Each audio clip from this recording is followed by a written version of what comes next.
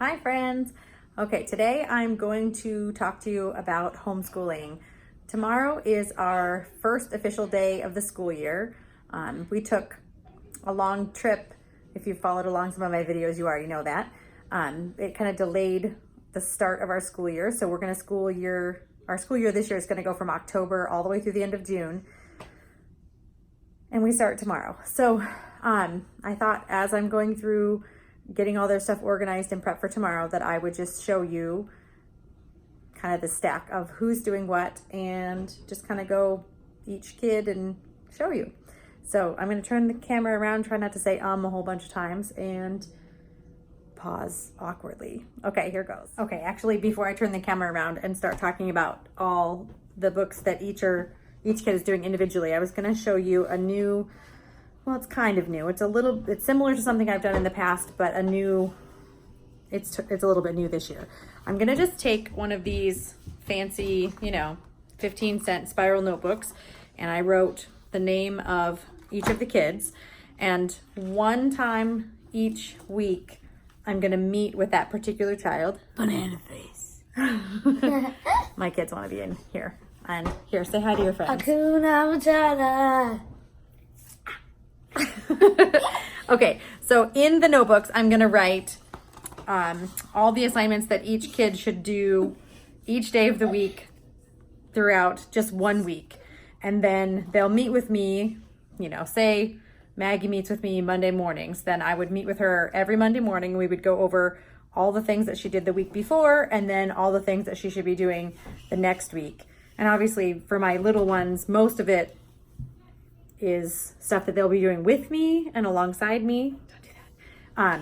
But for the older kids, they have a lot of independent stuff. And this way, it's kind of an accountability so that if the stuff that they're doing on their own, like nothing can just kind of slide under the radar. It's getting checked every week and we're going to go over it and then give goals for the next week. So they're just, I have a whole giant stack of these notebooks because I get a green.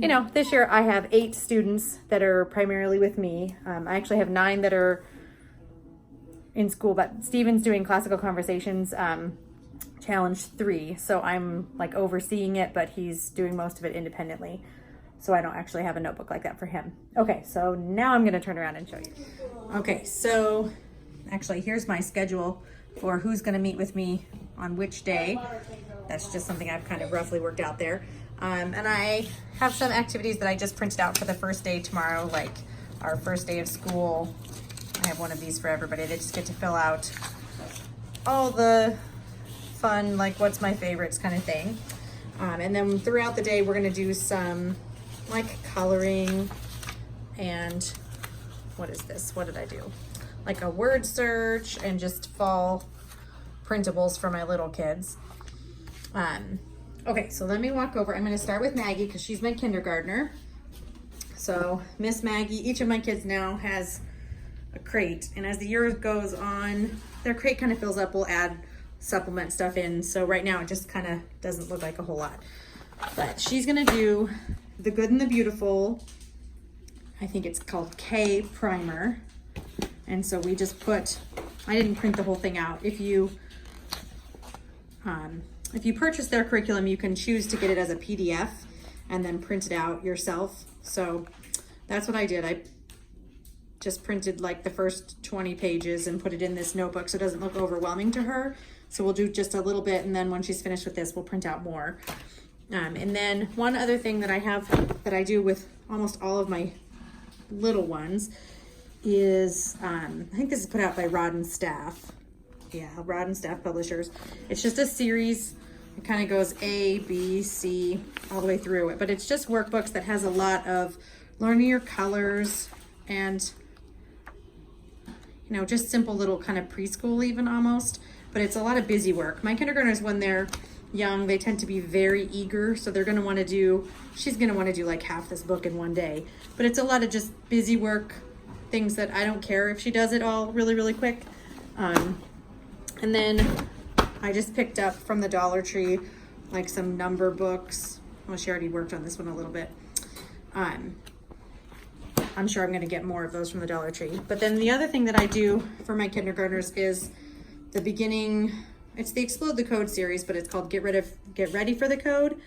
So this is book A, and it just goes through the letters. Yeah, so she's gonna do those.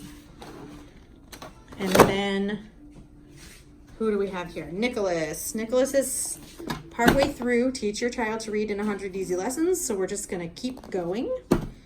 And then he, this year, is gonna do The Good and the Beautiful in the kindergarten level.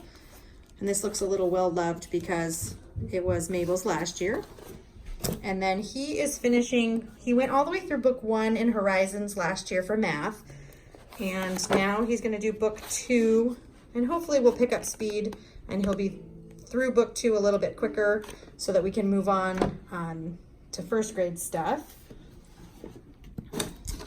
And you can see with my younger kids, I tend to focus just on getting a good solid foundation in reading and math before we move on to a lot of other subjects. And they'll listen in and sit with my older kids when they do science and history. Okay, so Mabel, this is just like this book's just extra seat work to keep her busy if she has some downtime. She's gonna be doing The Good and the Beautiful level 1. So she has that book. She has a handwriting book. And then she's on the Horizon Math book 2, same thing as Nicholas. She went through level 1 or book 1 on the series, and now she's on there. And then she's on Explode the Code book 2. And then, okay, yeah, when she's done with Horizons, I think that's actually going to put her at Teaching Textbooks Math 3. So I put this at the bottom of her bin, thinking that that's where she's going to be soon. But we'll have to take the assessment and kind of see where she's at. All right, so now we're on to Theo, and Theo is my 3rd grader, and he's going to be doing The Good and the Beautiful level 2, which I don't know if you've seen these. I mean, lots and lots of vloggers have given their reviews of these. It's just a really cool, solid curriculum. Okay, so I'm not going to go through that a lot. Then he's on Explode the Code 3, A Reason for Handwriting, and then he's doing Teaching Textbooks Math 4. All right, now we're on to Kathleen. Kathleen is my 5th grader, and she is doing The Good and the Beautiful level 4, and I just printed out this as a PDF. Yes, I'm talking about you, sweet girl. Okay, and then she's doing Math 5 teaching textbook, and Noah and Kathleen together are gonna do this United States history. It's just a basic history workbook where you read through, and they'll do it together. They'll read it out loud and then answer the questions just kind of as a team. And then she has handwriting and her math sheet down there. Okay, so the thing that I didn't talk about yet is their science. So all of the little kids, when I say little kids, it's mainly my 6th graders and under, will all be doing this. It's from Master Books. It's called Science, Soil, Sea, and Sky. And I'm not going to try to say that a whole bunch of times fast. But it talks about bugs. And it's got like a really big chart of stuff there. But it just has like sections that you'll read and then workbook pages that'll go along with it. And I will print these out. Like I'll copy them so that each child will have their own. They look really fun. Do they look fun? Yeah. Okay, so they're going to do that. It'll pretty much be Mabel, Theo, Kathleen, and Noah, the 4 of them. And then the first and kindergartner will just kind of listen along and do what they can. Okay, so that's what they're doing for science, but that's like a group thing, so they don't each have theirs. And then Noah, we have lockers. So his books are sitting up here in his locker. He's got, let's see, he's doing Teaching Textbooks Math 6, and I think I said History with Kathleen. And then he's doing The Good and the Beautiful level 5. And I don't know, I guess maybe I should talk a little bit about these. If you'll notice, like he's a 6th grader, so he's doing math in 6th grade, and this is level 5. But theirs tend to be fairly rigorous with the language arts, and I'm going a year behind. And if you look at their courses on their website, they go all the way up to 7th grade, and then they do like book studies for 8th grade. So they don't really have a curriculum for 8th grade before they jump into high school. So there's kind of like this gap year. So I'm just not worried about it, and I'm just gonna go all the way up kind of a grade behind and then not take that gap year and then just jump right into high school. So the levels don't coordinate with their grade. I guess that's all I'm trying to say. And that goes with the readers, which they read this one on their own. And then this is one that they read, like we sit down and do this, and he reads a section and then I'll read a section and then he reads a section and then I. So we kind of do that together. Okay, so I think that's all of his. And now I'm gonna show you Abram. And he is a freshman this year. So he's in high school. Okay, so he's doing, this is his whole shelf here. He's finishing, did pre-algebra last year, was almost done. So he's finishing pre-algebra, and then he will do algebra 1. And then this is his notebook to do math scratch paper here. And then so he's doing the Good and the Beautiful level 7. And he's doing the United States Constitution for history, which that is the same as Jessica's doing. So she's got the exact same book up here.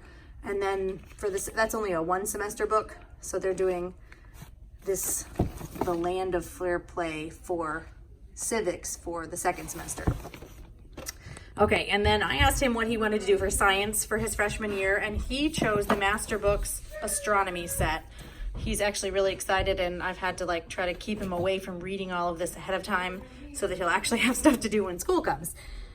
So he's got, I don't know, it's Our Created Moon, Stargazers, Astronomy, and there's like some CDs that go with it. He's excited about that. Okay, so last person, Jessica. She is a sophomore this year, and she's doing Saxon Algebra 1, and this is the one that she was doing with Abram. So this is Constitution and Civics, and then she's doing the rest of the Good and the Beautiful High School 1. So she started some of this last year, and we're just basically taking a 1-year course and doing it in 2 years. So she's finishing that. And these are just some of the readers that go with it. And this is just like extra notebooks, but this is all her stuff. Okay, and then Steven, like I said, he's doing Challenge 1 through CC. So that's all my students that I have here. Okay, I know I talked a lot, like a lot. But one of the things that I didn't really explain when I was talking about the Good and the Beautiful for language arts is that the course actually covers more than just language arts. I don't know if he can get you to see this, but it covers literature, grammar and usage, punctuation, vocabulary, writing, but it also covers art and geography. So when you're looking at all the curriculum that I just showed you, just keep in mind that they're also getting art and geography in that curriculum. It's not solely just language arts. So the ones that didn't have like a whole lot of history, they're still getting geography. Just thought I'd throw that in there.